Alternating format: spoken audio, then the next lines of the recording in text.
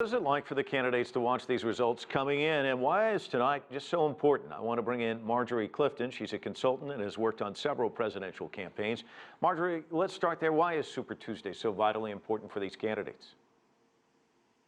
Well, Super Tuesday represents the single day that has the most delegates up for grabs. So traditionally, it creates a ton of momentum and has been a big indicator of who might be the presidential candidate on either side of the aisle. So again, right now we have 13 states that are voting today, which represent a large number of delegates, and then will become sort of a cascade of other singular states that'll follow. And a lot of this election season is about momentum. So what the media starts saying, how people respond to who the winner is, the grandstanding that they get to do. And in fact, a lot of the candidates, including Hillary Clinton, Donald Trump, have moved on to the next big state, into Florida, where they're giving speeches even tonight, preparing for the next states ahead. You mentioned momentum. Money is also vitally important. It's kind of the oxygen. And some of these candidates, if they don't win, the money dries up, and so do their chances of actually moving on. So will we see a winnowing of the pack tonight, do you think?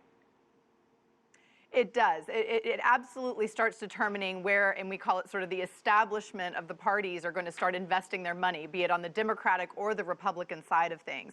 And that's what's been really an upheaval, frankly, on both sides, because Bernie Sanders has had a lot more fundraising, and without PACs or super PACs or traditional party money. In fact, he raised $6 million yesterday alone on his campaign.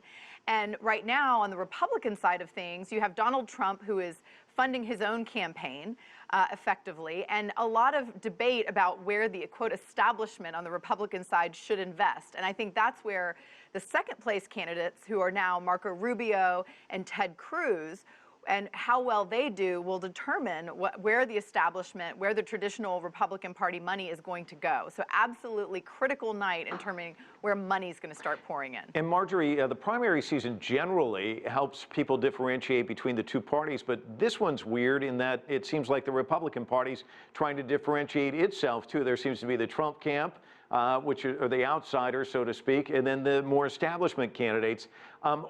Tell us, what are the issues that define both sides? And please explain the Republican Party for our viewers, because it's very confusing, isn't it?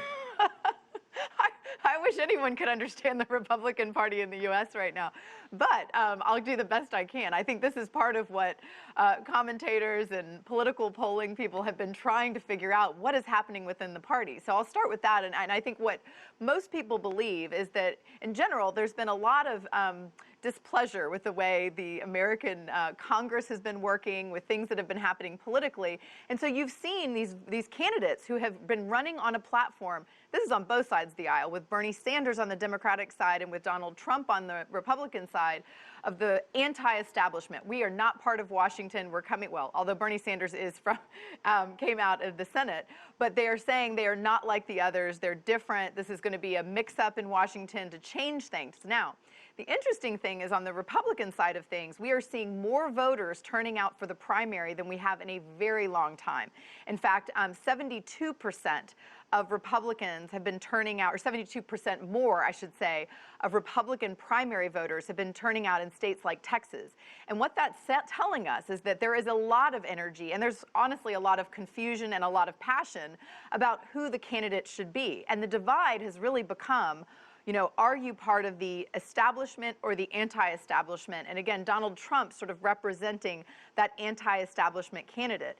And I think, in terms of the political diatribe, what's really changed is honestly the way people are talking and what they're allowed to talk about. Trump has gotten away with saying things that in past elections would have been the end for a lot of candidates. And he has spoken very openly about, his distaste for immigration policies that were largely seen as bipartisan in the past, and has created a very partisan break, even within the Republican Party. And so one of the criticisms he's had of the Republican Party, of his own party, has been that the establishment, those who usually supported the candidate in the past, have been trying to get Trump out of the scene. They do not want him as the Republican candidate because they think it will, if elected, divide the party for a very, very long time. Marjorie, and that is a concern. We're just about out of time. We've got about 30 seconds. We want to throw up some of the projected wins tonight. We know that Hillary Clinton is projected to have won in Virginia.